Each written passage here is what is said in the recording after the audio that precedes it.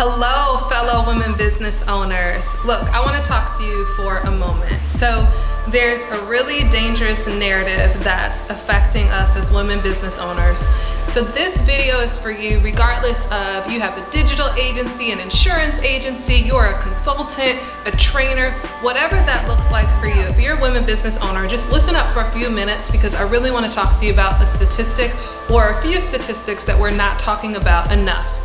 So I pulled some statistics of women-owned businesses here in the US. So bear with me for a moment if you're outside of the US, because I think the trends are still really telling regardless of where you are in the world. So here in the US, 4 out of 10 businesses are actually owned by women. So we have 40% of the market of businesses. However, when you look at those businesses, over 88% of those businesses average less than $100,000 in revenue. And then when we go deeper, when we look at the average revenue of women-owned businesses, our revenue averages 60% less than male-owned businesses. So there's a great disparity between the revenue of women-owned versus male-owned businesses here. So that means only 1.7%, that's less than 2%, of women-owned businesses actually achieve a revenue of $1 million or greater. And there's a lot of statistics that talk about the job creation, employment, and the revenue that women-owned businesses actually contribute to the economy. But when we look at that revenue and those jobs that are created, 70% actually comes from the 1% of women-owned businesses that achieve $1 million or more in revenue. So still some major gaps that are happening. And I'm a sister, I'm a woman of color, so we're going to drill down just a little bit deeper to talk about women-owned businesses of underrepresented, so Black women or minority women.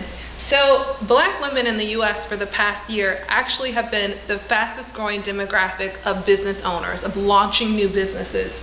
So the rate, we're opening businesses at a rate of 3 times greater than any other demographic, male and women. However, the average revenue for women of color owned businesses here in the US is only $24,700. This is struggle money, right? This is like you own a business, but you are struggling to get by. And then when you compare that to actually all women-owned businesses, where the average revenue is $143,100, this actually is the greatest disparity. So when you look at the gaps of revenue, this is the greatest disparity between the revenue of Black women-owned businesses versus all other demographics of owned businesses. So when I look at these numbers, I am a huge fan of us women. So on one hand, I celebrate us because we're getting out there, we're creating businesses, we're contributing to the economy. I talk to women-owned businesses and they have some of the most amazing mission-driven businesses where they're creating impact. But on the other hand, when I look at these statistics, my heart sinks because I realize that we have a sales problem, a revenue problem that we're not talking enough about. So at this point, I'm sure you're wondering who I am. I'm Liz J. Simpson, founder of Stimulus, where we've helped clients close as much as $2.3 million in 18 months and a record-breaking $600,000 in 1 month. And prior to launching my own business-to-business sales consultancy, I spent over 13 years in corporate sales, and I've had just about every sales role imaginable. So I've done door-to-door sales, call center sales, retail sales, outpatient medical sales. I've been a life and health insurance broker. I've closed 6-figure consultancy deals, and then I've led 2 other sales consultancies before actually branching out and launching my own B2B sales consultancy myself.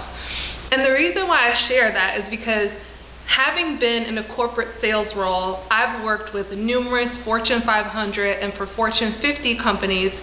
And when I've been brought in as a new sales rep for a corporation, there have been numerous instances where hundreds of sales reps, we've all been hired at the same time. We've been flown out of state to a location.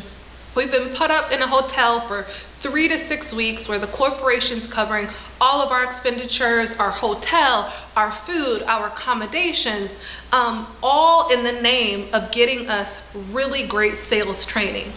And the interesting interesting thing about sales roles in the corporate space is there's significant turnover in sales roles. So you think about the fact that these businesses would, invest multiple six figures, sometimes even millions of dollars to train their sales staff, knowing that there's a risk that a significant portion of that staff is going to turn over. You got to think about that for a moment. As a business owner yourself, why would they invest that much money for a risk of a population that will turn over? And the answer is because corporations absolutely understand the value of having well-trained salespeople who are consistently priming the pipeline with revenue opportunities. However, as a small business owner, when I'm going to small business groups or I'm going to conferences and there's educational training for entrepreneurs and small business owners, the narrative that I consistently hear is how we need more ads, how we need more social media, how we need more marketing, as if digital marketing is a replacement for sales instead of a complement to it, right? And unfortunately, a lot of small business owners are actually drinking the Kool-Aid, and then they're wondering why they're experiencing feast or famine revenue seasons in their business and why they're struggling to actually consistently attract high value clients for their business. So no more, we're done with that, right? And while this narrative is actually dangerous for all businesses, regardless if they're women or male owned, I'm just really personally passionate about empowering women business owners with the sales strategies and tools to actually attract and win high value clients and have predictable growth. So what I wanted to do quickly here with you guys today is I wanted to share training on 3 tips. So there's 3 common challenges that I hear over and over from women business owners when we're partnering on their sales strategy, their go-to-market strategy, or we're actually working on sales training and coaching. So I'm going to share these tips with you on this training today. So really quickly, one of the first challenges that I hear over and over from women-owned businesses is, one, how do I attract, right? So how do I attract high-value clients, okay? So when we're talking about, I'm actually going to change this because this purple is not easy to see. So when we talk about how to attract high-value clients, the first thing that you need to have as a business owner is clarity, right? So there's no replacement for a sound strategy and actually working on your business instead of always working in the business. So how do I attract high-value clients? And the simple answer to this is positioning, right? So you need to have clear positioning and a value proposition that differentiates your business and establishes you as a thought leader, a subject matter expert, where you can really attract those who will actually pay premium pricing for your services. So when I'm working with clients, there's actually 7 questions that we go through to really help nail down their premium positioning so that they can attract high value clients. But I'm gonna give you 2 of them right now, right? So we don't have enough time to run through all 7, but I'll give you 2. And the first question that we go through is, what's the profitable problem that you solve, right? So if you have to start from scratch, what's the profitable problem? So in the mind of your buyer, so we're talking the B2B space, we're talking about you're trying to attract business clients, what's the business problem that you solve? And the key to this is that you actually have to pull from your business acumen. So when we're looking at clients that'll pay top dollar for your services, it's because there's a problem so deep that there's a high dollar amount tied to that problem that they're willing to invest to absolve that, right? So thinking of yourself as a subject matter expert, when you're talking to a client, you have to know more about your solution and how it impacts their business than they do. It's interesting also when you're talking to high value clients, what they like to hear, because when we're doing these type of sales, you have to get their time. So it's $3.5 million a year, 10% of that, if I lowered that risk by 10%, I'm actually saving them $150,000 a year. But every client's gonna wanna have an ROI on their investment, right? They don't wanna pay you depending on the solution. They don't want to pay you exactly what they're saving. They want to get an ROI. So let's say you gave the client 100% ROI on the investment. You could actually charge $75,000 for this project. The client could still get 100% ROI, and you're still saving them 10%. You're still helping them by 10%. So they would invest $75,000 towards a $1.5 million problem, right? And if you did this, $12,000, what you normally would charge compared to $75,000 when you're looking at more ROI-based pricing, would mean that you could increase your pricing by 625%, okay? What I do want to say is that I'm not necessarily saying that you should charge $75,000. But what I am saying is that you should know these numbers, right? This is how you sell at premium pricing because you now know the value. So you can say, you can break this down to a client in a proposal. You know, your problem's costing you $1.5 million right now. I'll be able to save you $150,000. So if you do present $12,000 in this case, it's a drop in the bucket, right? It doesn't sound like premium pricing to them. It sounds like a bargain. It sounds like it's a win-win solution. And you really don't understand the value that you're creating until you've qualified and quantified the cost of the status quo. And again, for sake of time, we're not going to really go into qualifying the cost of the status quo because we've only quantified it at this point. But you would go deeper to identify, what does it feel like, right? So how would you qualify this problem? Is it impacting employee morale or the culture, right? So you can go deeper into that. So when you're able, though, to master this exercise for your business solution, I'm going to tell you right now that you are head and shoulders above your competition, and this really is gold when you're looking at how to demand premium pricing. Okay, all right, so that is 2. That's the second tip. All right, we're going to move to the very last tip here. So the third question that I get commonly when I'm working with women-owned business is, how do I consistently being the key word, how do I consistently attract and actually win high-value clients and achieve predictable revenue? Okay, I hope nobody's grading me on my handwriting because I know my sales numbers, but I definitely don't have the best handwriting. But so how do I consistently attract and win high-value clients so that I can create predictable revenue? Basically, how do you escape the feast or famine revenue roller coaster? So we all know as business owners that it's really hard to experience or to savor the freedom, the flexibility, and the fulfillment of having your own business when you're trying to figure out where your next client's coming from.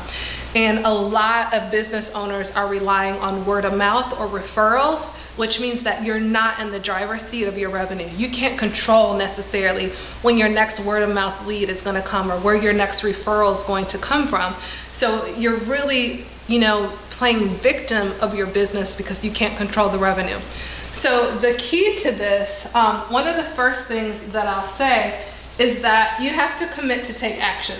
So we talked about how only 1.7% of women-owned businesses actually achieve $1 million more revenue. So one of the first things you're going to have to do is do what most business owners aren't doing. So when I talk to business owners, a lot of times they're looking to the left or the right, they're comparing themselves to other people.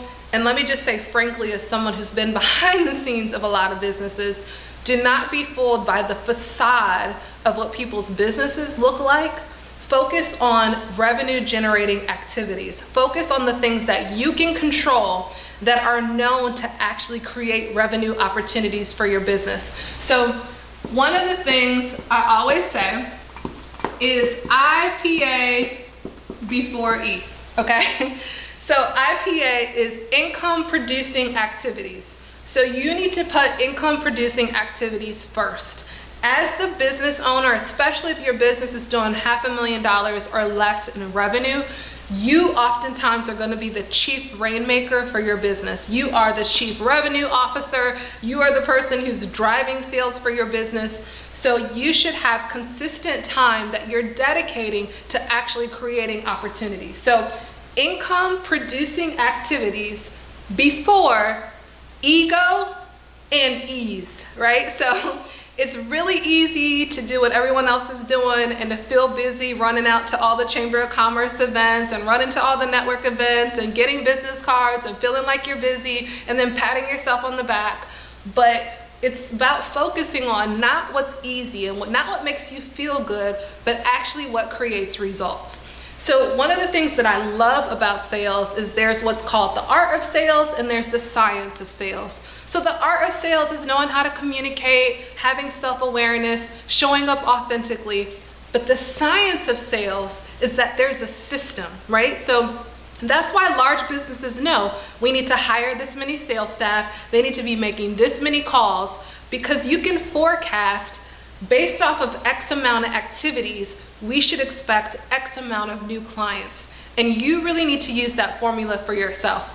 So I'll give you quick pointers on income producing activities. So when I'm referring to income producing activities, I'm talking about calling potential prospects, creating proposals, emailing prospects, having sales appointments, going to conferences where you've set appointments. They're activities that actually help to move the needle on activity and create an opportunity. And so a good suggestion, if you're not already practicing income producing activities in your business, a good practice, I would say minimally, is to chunk your calendar, right? So if you have Monday, Tuesday, Wednesday, Thursday, Friday, you need to choose 2 days out of the week where you're gonna commit a portion of that time to income producing activities. And I promise, I don't have a lot of time here, but I promise if I could go deeper into what that looks like, there's systems and ways where it's not like pulling teeth, okay? You're not calling someone randomly out of the phone book and you have no knowledge about them, right? So there's ways to make this more comfortable. But you wanna commit 2 days out of your week to income producing activities. And of those 2 days, I'm only saying commit 2 hours.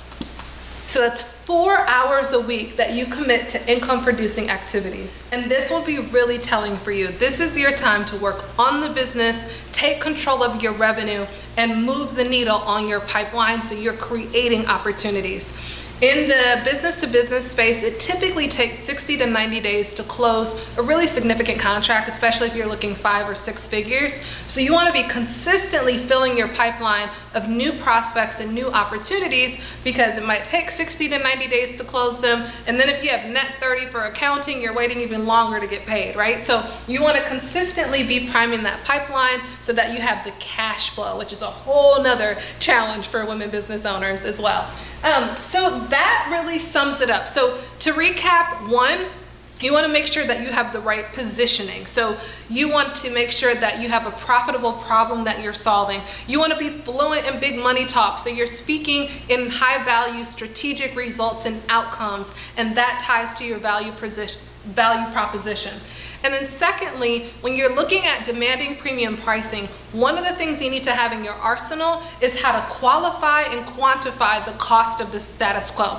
And then third, finally, when you're trying to make sure that you have consistent, predictable revenue growth, you got to do the work for it, right? So you have to be committing time for that result. So income producing activities before ego and before ease, right? And we're looking at a minimum of 4 hours a week, creating this new habit of creating these new opportunities. So if you're going through this and you are frustrated and exhausted trying to identify who are the right buyers who have a compelling need for your solution, who have the budget to pay high value price for your solution, then you can definitely schedule a laser 20-minute, very laser 20-minute strategy session with me.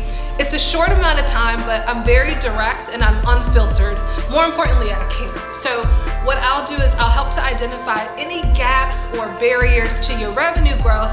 And then what I'll do is I'll point you in the right direction for what you need to be doing to accelerate revenue growth, to make sure you have the right sales strategy for your business. One thing in particular we didn't have time to talk about is really how to identify that ideal client profile and those buyer personas. Because to achieve market domination, you want to have a stream of the same type of buyer, buying the same type of solution, coming from the same dependable marketing channels, so that you can create that freedom, flexibility, and financial financial wealth that you're looking for from your business. Again, you can click the link below for a laser focused 20-minute sales strategy with me, where I'll help to point you in the right direction for how to fill the gaps in your cash flow and how to consistently attract and win more high-value clients. Make sure you comment below. Let me know, what were your takeaways? What were your light bulb moments? What was the value that you got from these quick 3 training tips? And if you are going to take advantage of that 20-minute laser sales strategy session with me, I can't wait to talk to you and hear more about your business. Until then, this is Liz. Bye.